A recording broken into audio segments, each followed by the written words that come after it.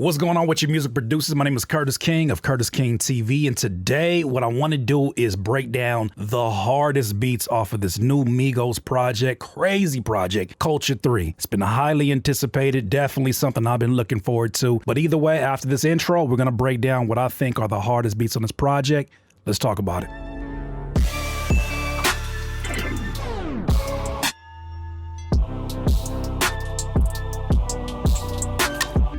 Okay, first and foremost, thank you for clicking on this video. If you're into reaction videos or reviews of music, or you just someone who just enjoys music in general, I think you'll enjoy this channel. It's primarily for music producers, but if you like the video content, hit the like button. If you want to stick around for more, subscribe to the channel. Now, Migos done blessed us off with a 19-track, 1 hour and 15-minute album full of some yangers. There's some beats on here that I had to zero in, and we're not going to really talk about necessarily the song crafting. We're going to talk about the production as well as who is behind the production. So I got a list here, 5 beats that I feel like are the hardest ones on here. You may differ. Well, that's what the comment section is for. First and foremost, let's start off with, which is probably my favorite, the intro, Avalanche.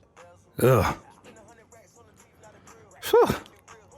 First and foremost, The Temptations, Papa Was a Rolling Stone sample, is one that we've heard many different times be flipped around in hip hop. But for this, it's such an attitude to the way that the drums are spaced from each other, right? The way the 808 is coming in, and it kind of gives you a little bit of time to breathe, and then all of a sudden the 808s kind of do some back-to-back. Plus, as you get that string that's panning the right side, and you get those horns in the left side that are from the original sample, it just creates like this really provocative and like authoritative vibe as you're listening to it. So it's produced by DJ Darrell and Quavo. The fact that you got that 808 that's pumping through and it has no kick underneath it, usually for me as a producer, like I'm always anticipating the kick. The fact that that 808 is holding so much weight just shows you the necessity of having good sound selection. The next one should be a no-brainer. One of the singles that came out called Straightening. Let's listen to that one.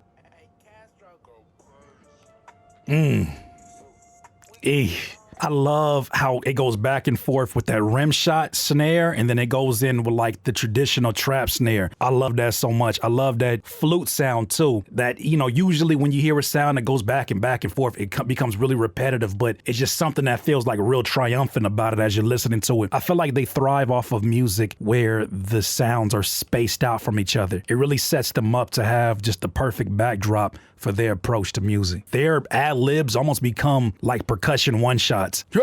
Taking it down a whole octave on that flute builds up anticipation for the next time that you get the higher octave. It's another DJ Darrell. I heard the tag in the beginning. Sluzzy or Sluzzy, Slime Castro, Nuki, Osiris. That's a crazy collaboration. For a beat like this, and a lot of producers will try to duplicate this on their own, it's like you're not realizing that every subtle detail, every transition, some of those decisions are made in a group environment. Sometimes that collaboration doesn't necessarily mean more sounds as much as it is, you know, more attention to the arrangement. And this is definitely no exception. That one of the hardest beats on this project is Malibu featuring Polo G.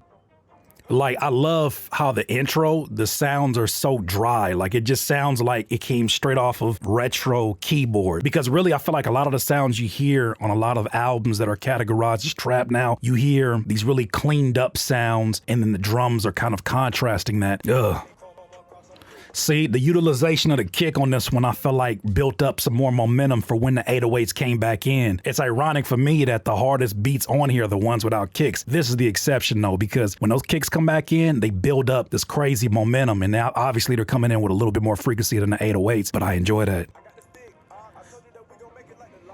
I love the fact that they left those horn sounds and all of the other arrangements underneath it. I'm glad they kept that dry because that contrast worked in this scenario. That's one of the hardest beats on here for sure. And Who Was Malibu, produced by Pool Beats, Nasmore, Diaz, and Mars. Next one I consider one of the hardest beats on this Culture 3 project, Modern Day, Murder Beats, and Fox. Okay. Ugh. Throughout the project, some of the patterns do kind of start to sound the same, but you realize like that's to complement the bouncy flow of the Migos. But when I'm listening to this, the thing that stands out to me the most is the way that the melodies are gliding over the top of it. Some of them are reversed, some of them are obviously not reversed, but it just feels like almost like rain coming down over these beats. The beat is kind of floating, like it has a high presence that's floating over the top of these heavy drums, and that just creates a really trippy audio effect and audio experience as you're listening to it. Oh, that's nasty. Like, I love beats that when you're listening to them in the very beginning, you have an idea as a producer. This is really for producers, but you have an idea in your head of like, yo, where is this going? I know where this is going. And then the beat drops and it's either significantly slower, like halftime, or it's like significantly faster, or it just drops exactly like you think. And this one, I think, dropped significantly slower than I thought it was when I first heard it in the beginning. Because as you're trying to catch it, like, yo, where is that kick and snare gonna fall in here? And then when the first one hits, it's like, well, damn. Now, the one that rounds out the top 5, the hardest beats off of here, is absolutely this beat, Mahomes. This is crazy. Ugh. It's a crazy creep on it, too. DJ Darrell and B. Goudini. Ugh.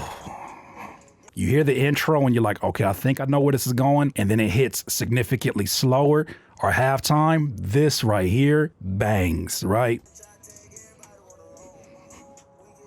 Sounds like a French horn or whatever that horn is on the right being panned that's building up, makes it sound so cinematic out of nowhere. I love beats that take on that other element, like that don't just rest on the fact that it's a cool lead sound plus hard drums. I love when another sound gets utilized and it seems like it's at the 1 minute mark that's leading back to the chorus that leads in, and it kind of gives you a whole nother vibe to kind of go off of. And once again, I feel like those are things that you hear when you listen to the music first in headphones rather than just hearing them on somebody's sounds and it just bass banging through, right?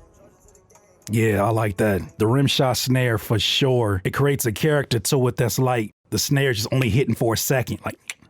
Like that has so much stinking attitude to it for me. Whew.